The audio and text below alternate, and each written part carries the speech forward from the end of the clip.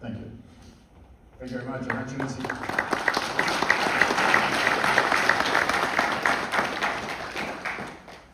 So thank you very much. And actually, security is essential, as without security, we will not have the quantum revolution.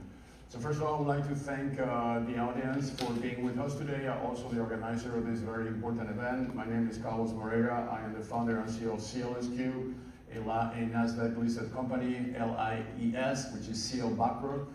And I was, in my history, the Chief Security Officer of the United Nations in Geneva for many, many years. Then I founded the first company, which is SEALSQ, which is a cybersecurity company listed also on the NASDAQ. And in 2023, we listed on the NASDAQ SEALSQ, which is the focus of the presentation today. So this is a very big subject. Cybersecurity is a 50-year history since RSA came to the market. And 10 years later, the World Wide Web, actually Geneva invented the World Wide Web. That was in CERN, I was in the UN when that number 0 node was created. So it's a long journey in the last 50 years that is culminating what we call post-quantum technologies. Post-quantum doesn't mean before or after quantum, is actually the technology that will make quantum possible, because we will be able to mitigate the risk of those amazing technology emerging amongst us. So I have a small video introduction just to position the concept and for you guys to understand what really post-quantum is, and from there we move forward in the presentation. So please, if you can play the video. For more than 20 years, SEALSQ has been securing the digital world. Today our focus is to enable a safe shift to a quantum and AI-powered world, capturing benefits while avoiding chaos. We deliver end-to-end quantum-resistant security, from the quantum root of trust through secure provisioning to PKI services with quantum-safe certificates. At the heart of this ecosystem are our quantum-resistant semiconductors, protecting devices, identities, and data against existing and upcoming threats. Today we take a historic step forward. Introducing the Quantum Shield QS7001, an industry-first secure hardware platform, common criteria certified and running NIST-selected post-quantum algorithms, Kyber and dilithium, directly in silicon. It delivers enhanced security through hardware-level execution and runs up to 10 times faster than software-based alternatives, establishing a benchmark for post-quantum protection, building unbreakable trust for the quantum era.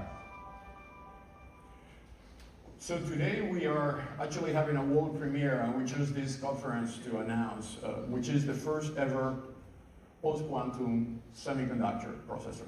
So here in this chip, you have a technology that basically resists a quantum attack. That technology is not a software technology, which is PQC enabled that many companies can develop. This is the first time we managed to put that at the silicon level. So that means that this chip will protect any device, whatever that is, an IoT device, a connected car, a critical infrastructure, hospital, defense, missiles, against a quantum attack. And the reason is that if quantum arrives, and there is a very big debate when it will arrive, whether it's 3 years or 30 years, but honestly we don't care when it will arrive. What we need to care is that the RSA triple-DES elliptic core algorithm that we are using in your credit cards, in your automobiles, in hospitals, in smart cities, is a 50 years old technology. And it's reaching a point on inflation where 50 years ago, when that technology was developed actually by MIT, we didn't have the computational capabilities that we have today. And those computational capabilities are going to be hardened by the fact that one quantum computer will be equivalent of thousands of supercomputers. Therefore, the computational capability of quantum computers is endless. But quantum computers are not a cybersecurity device. It's a computational device. It means that quantum computers are agnostic to cybersecurity. They can break RSA because the zeros and one that there was used for factoring the RSA key can be anywhere now. It can be zeros and one in many places at the same time. So what quantum computers will do is to break the key in many pieces of the key, hack each of them, and then figure out the root key. So what we did was to really focus on how can we use the computational capability of quantum computer that is arriving in a way that we can power something like 7 trillion devices. So this is a big game. I mean, the IoT, we are entering into the 4th industrial revolution. Therefore, everything is being connected to the internet. The same internet that, as I mentioned before, in Geneva, developed the World Wide Web after improving the ARPANET. That was a US invention, right? So the World Wide Web did not have an identity layer. The web doesn't understand identities. Therefore, the web is very agnostic in everything which is related identities, whether it's a human identity, whether it's a machine identity. That's why we have been, in the last Web 2.0 revolution, we have been basically hacked. Our identity has been hacked by platforms that they have been monetizing our identity. The same risk is now happening in objects. But with the difference that humans, we are only 8 billion, objects, we are talking about trillions of that. So we need to secure, not only we secure human identity, which is one of the focus of SEALSQ, the first company I mentioned, but also we secure the identity of objects. So this is new. So when we go to our partners and we say, guys, you're manufacturing cars, you're manufacturing planes, you're sending satellite in orbit, are you PQC compliant? Do you have any security in your device that will defend against a quantum attack?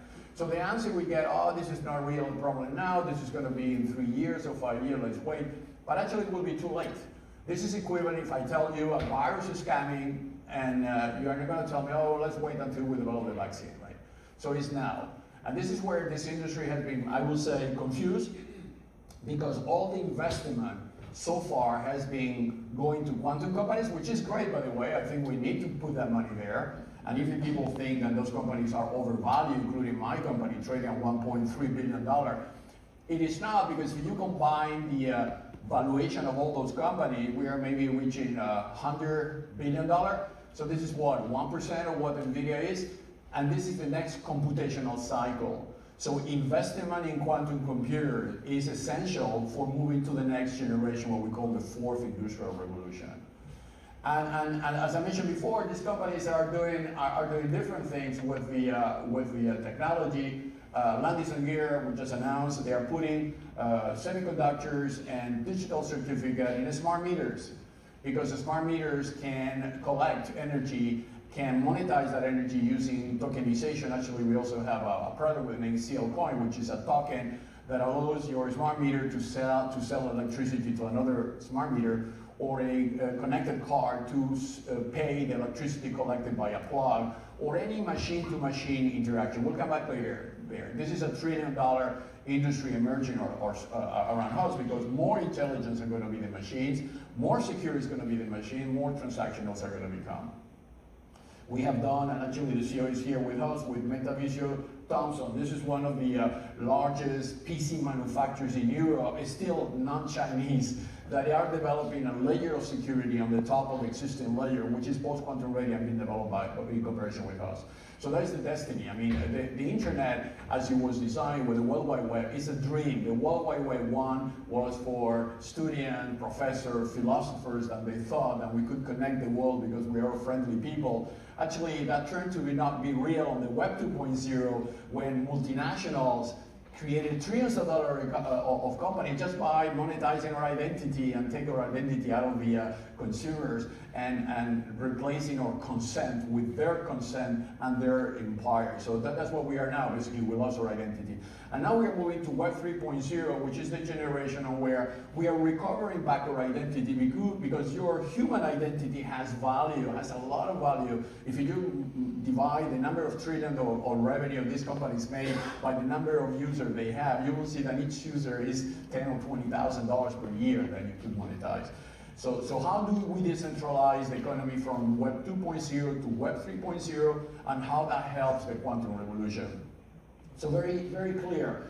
The Q day is coming. Again, I don't want to scare people, but we know that it's coming between 3 and 5 years. Q day is that day that one quantum computer has reached enough qubits to break RSA, triple DES. So that break will happen immediately. So imagine a nuclear facility, imagine electrical grids, imagine cities, smart traffic, all that is immediately hackable. And quantum computers, because they have such an amazing capability, it will scan the internet. You know, they don't need to even think about it. It will scan the entire internet, they will find where the problems are and people that have not been PQC enabling their infrastructure and will attack that. Obviously, if a quantum computer is developed by a serious company like Rigetti, IonQ, D-Wave, IBM, Amazon maybe, and others, the risk will not be there because it's very unlikely that these companies will do any harm. But what about if that same quantum computer, which is maybe a $30 to $7 million investment that you have to do, goes into the hands of a rogue state or goes into the hands of a hacker? So that's the problem. So we need to start thinking in PQC-enabled or infrastructure. Actually, the US government is helping because they announced that by the year 2027, you have to be, all federal agencies need to be PQC roadmap enabling, so they have to start the process of PQC enabling their infrastructure. And by the year 2030, our legacy system is still sitting on US government, also European government, which has passed the same legislation, will need to replicate the same model. So that's great news because the government normally is late in this kind of thing. In this kind of thing, the government is actually before the private sector and is guiding the private sector to move. The consequences are immediate. Insurance premium, let's say that you have a bank, we are in Switzerland, we have a lot of banks, and all the banks are really scared of quantum computer because they say, well, if they hack us, they will hack everything we have and everything we have done. So insurance companies are very nervous as well because they're saying, hey guys, you need to be PQC enabled, otherwise your insurance premium will be increased. So the moment is now. As I mentioned, the regulatory aspect is also helping us to understand not only the encryption aspect, which is new encryptions are being published by NIST, so this is available for anyone. If you are thinking to develop a startup, for instance, and you're a young person, just go to the NIST website, download those algorithms, and develop a product around that. I mean, that will be already an amazing way to start your startup because this is equivalent. I remember when the internet the web was created, I was a young person inside the United Nations, and I saw, wow, that's a huge opportunity there. We have a tool that will change the world. And now this is another wow moment. Is now. Is the moment on where you can create a lot of value by helping the industry to move from the traditional encryption layer to the next generation encryption layer. So obviously, like everything, we have challenges. Those chips are very, very complex to be achieved. If we manage to achieve ourselves, there's a combination of factors and they are very difficult to replicate. One is that it's a top cybersecurity company like SEALSQ with a cryptographic root of trust. So the root of trust is like VeriSign, RSA, DigiCert. They are companies that in the Web 2 and Web 1.0 generation, they have been developing encryption that can be inserted into devices, websites. When you do HTTPS, the S is actually a certificate that allows your website to be encrypted and between two websites to exchange information encrypted. That was never done at the hardware level.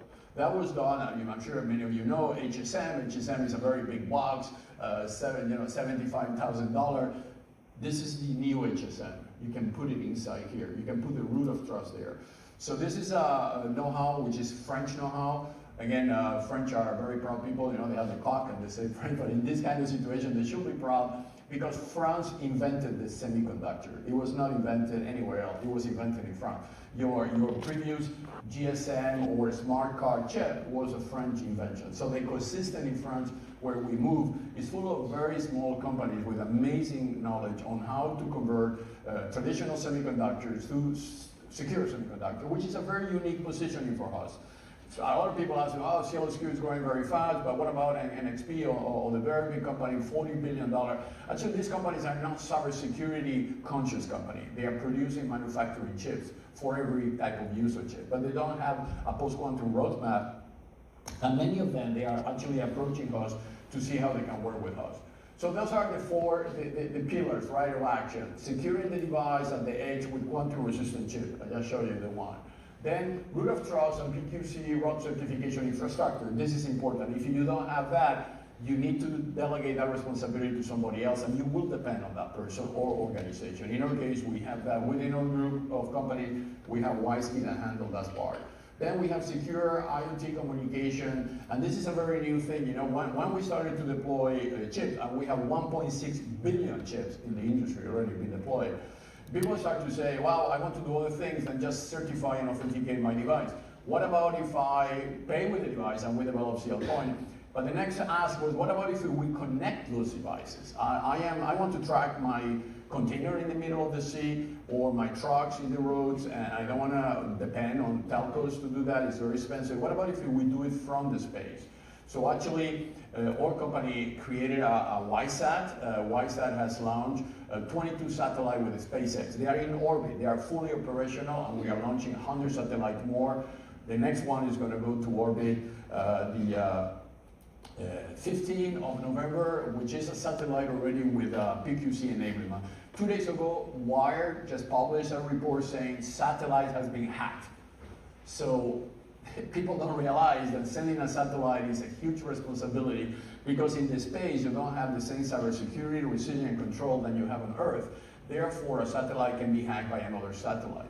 So we PQC enable our satellite. We are now testing communication between satellite and mobile phones for a specific use. Actually, in Switzerland, this is being used by the Swiss Army as a way to encrypt the signal between the satellite and the soldier, so the soldier can take decision in the battlefield without depending on a centralized hub. So those are the new things that this quantum, what I call the quantum web, which is the new web, which is already being reinforced with PQC, opening new huge market opportunities. So the trust model, trust is essential in the digital economy. Trust is an intangible asset. So either you trust me or you don't trust me, right? It's kind of emotional sometimes. But it's also, in technology, trust should be based on the performance of one company or several companies in achieving its mission statement in a way that has been spotless, in a way that has always been there when need to be there. And this is our case. When I started my company, I was the first company in the world that did e-voting. The Swiss people vote with our technology online with the mobile phones.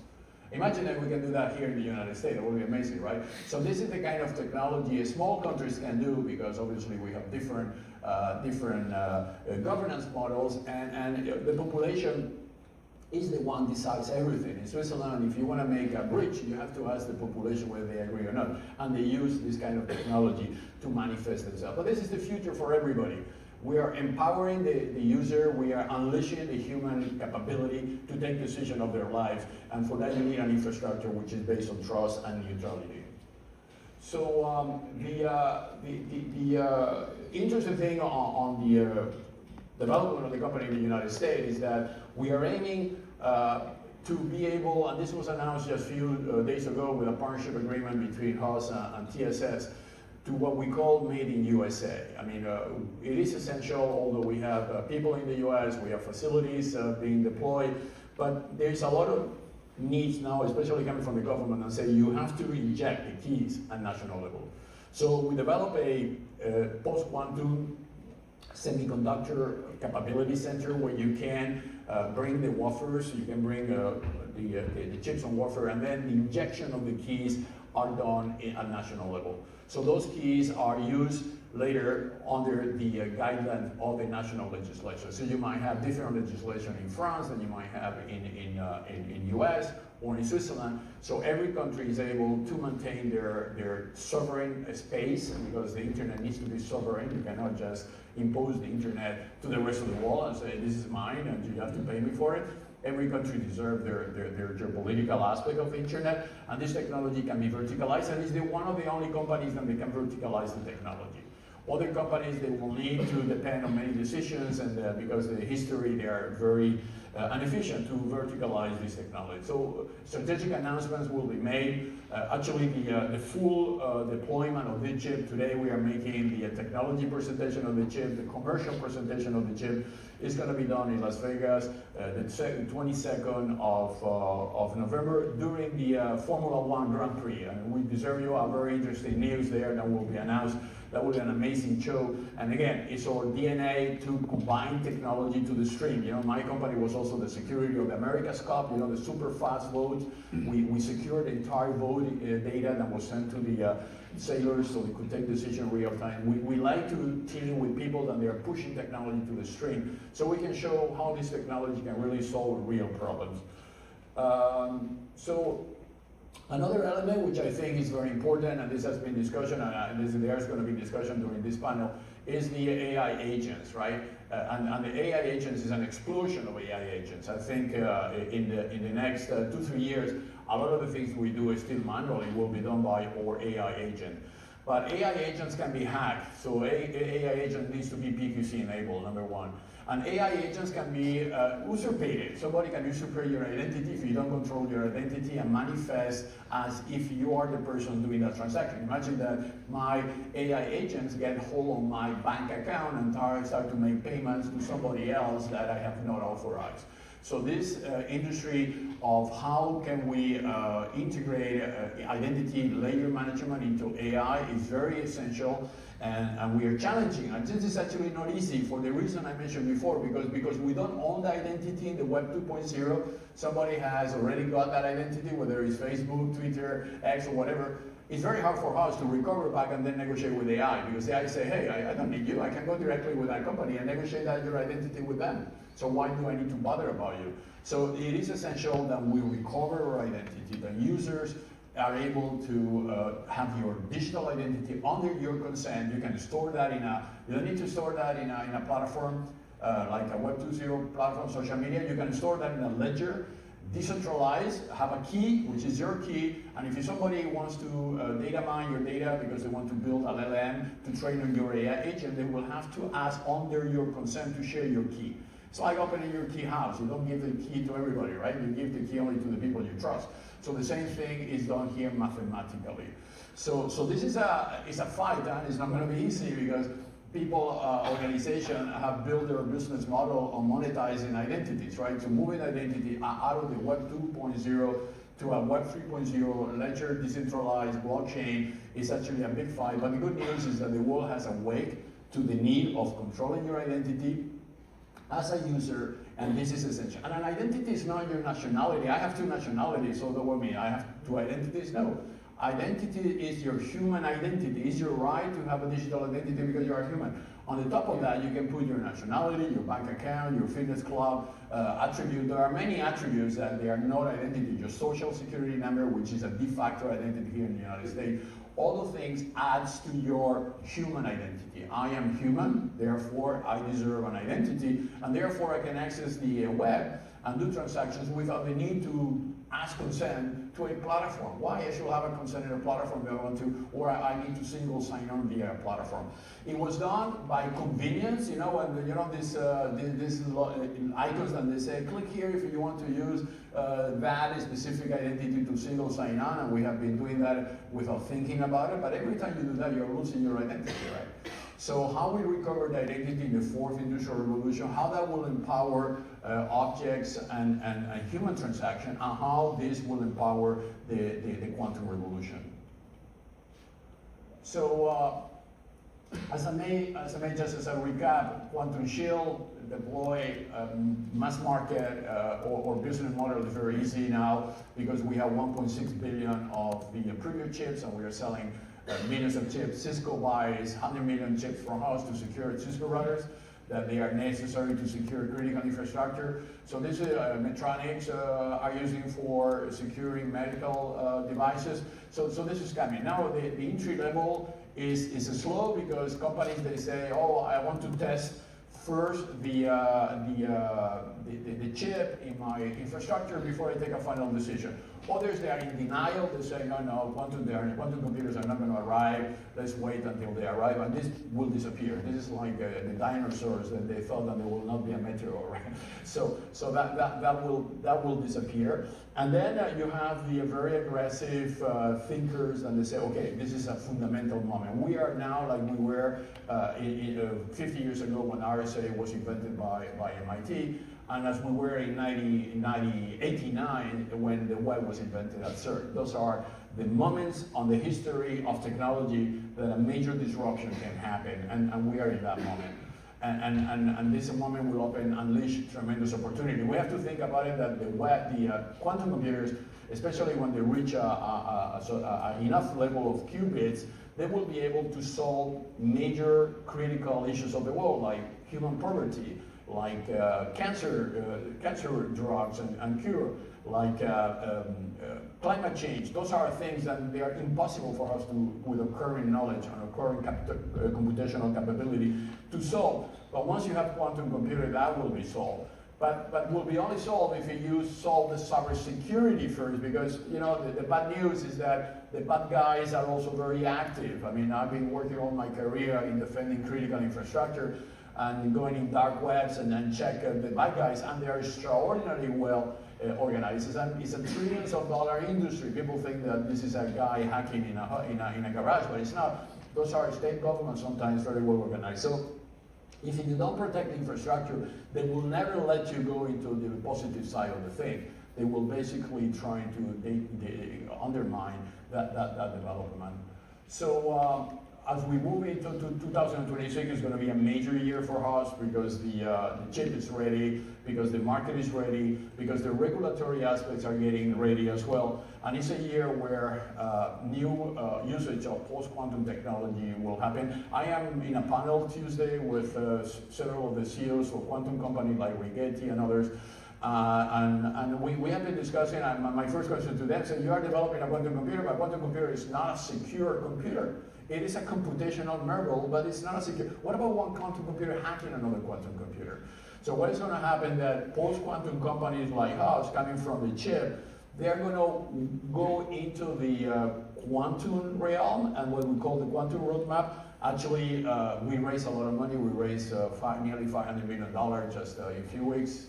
And we are allocating a huge amount of that money for what we call a quantum fund that we are launching. Actually, we already used it to make an acquisition of a French company, which is an AC company with the name SEALSQ. That is a company that can design chips under, we say in French, haute couture, you know, which is designed under your specification. Those are chips that can be designed for a very specific problem to be solved. And we also made a strategic investment to Colibri TD, which is another French company that they are working in a quantum middleware type of cloud to facilitate the use of quantum computer for people that don't understand quantum computers. Quantum computers are complex. And we are looking for opportunities to keep investing funding in companies that will accelerate our mission statement, which is to secure the fourth industrial revolution with the right partners and technologies.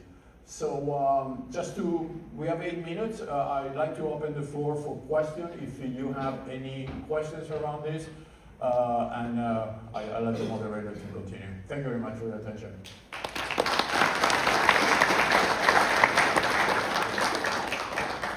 The microphones are at the back there. You see, very back row there. Any questions? Don't be shy. You know, even coming from your own industry backwards, whatever. We are here to, yeah, please. My name is Fraser. How do you, when you look at the world of the big companies, how many of them are already on this PQC train?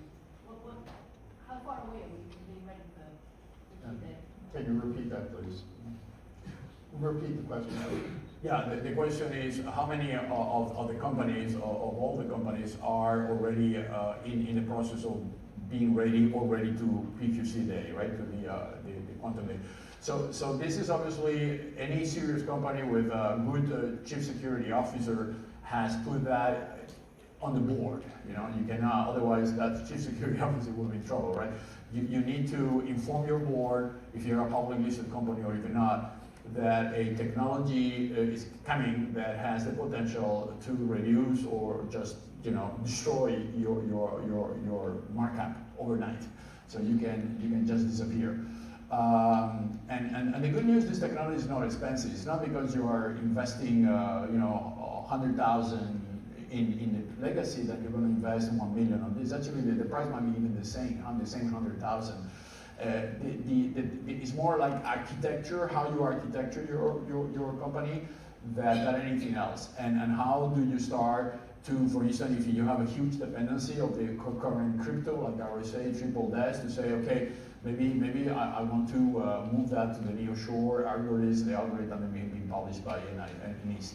The good news in the United States is because the government has taken such a big position, the same thing they did with AI, they're doing now with quantum. There are going to be endless possibility to get federal funding to PQC enable your company. There are going to be webinars, conferences.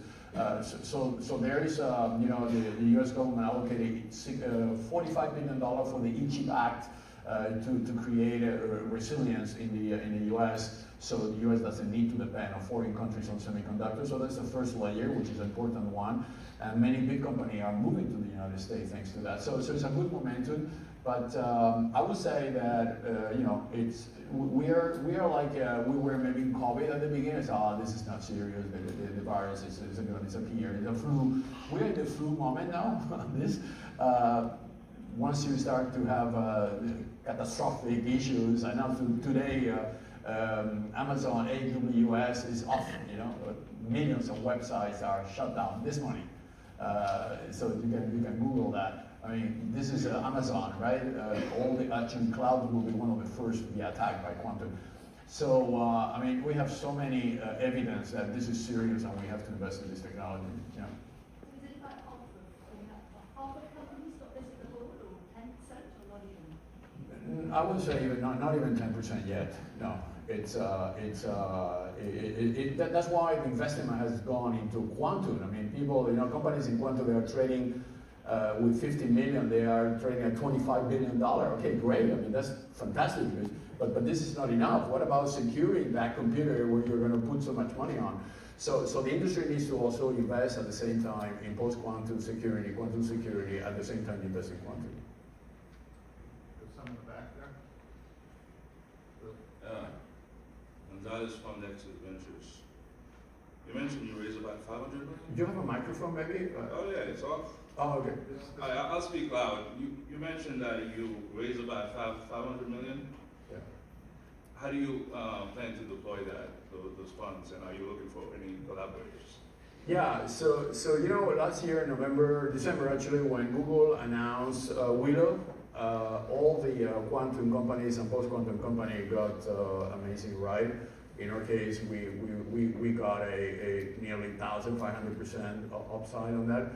So we obviously we raised money there, and then subsequently on that, we have announced several raises. Last week, the last one was 200 million, which puts the cash position of the company, as I mentioned before, around 450 million.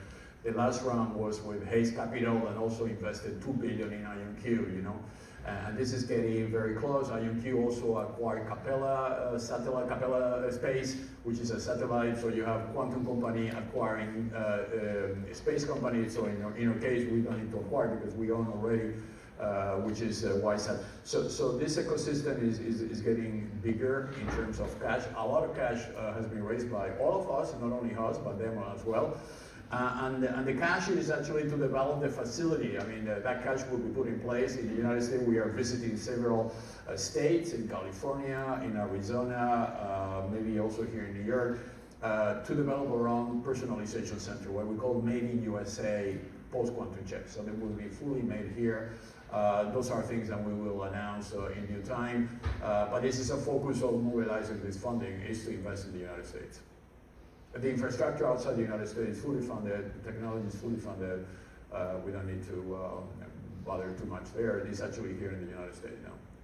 And that's why we actually, a week ago, 10 days ago, we announced a partnership with the TSS, which is a major semiconductor player, what we call the Made in USA partnership, which is allow them to harden their infrastructure with our technology towards the US government contracts. Two more quick questions, quick answers. All right, why don't you over there, please? Yeah, loudly, and then we'll do you up here. Can you hear me? Yes. My name is Dana, and I had a question regarding your quantum related chips. And was curious about what your entropy source is for your type of key. The resources required to build them? The entropy source for your kyber key and the lithium signature. Sorry, I didn't. What's the entropy source for your fiber algorithm? Yeah. So we're not using private algorithms, we're using existing algorithms. Private algorithms obviously cannot be used for this, so we are using the NIST published algorithm. That's for the keys.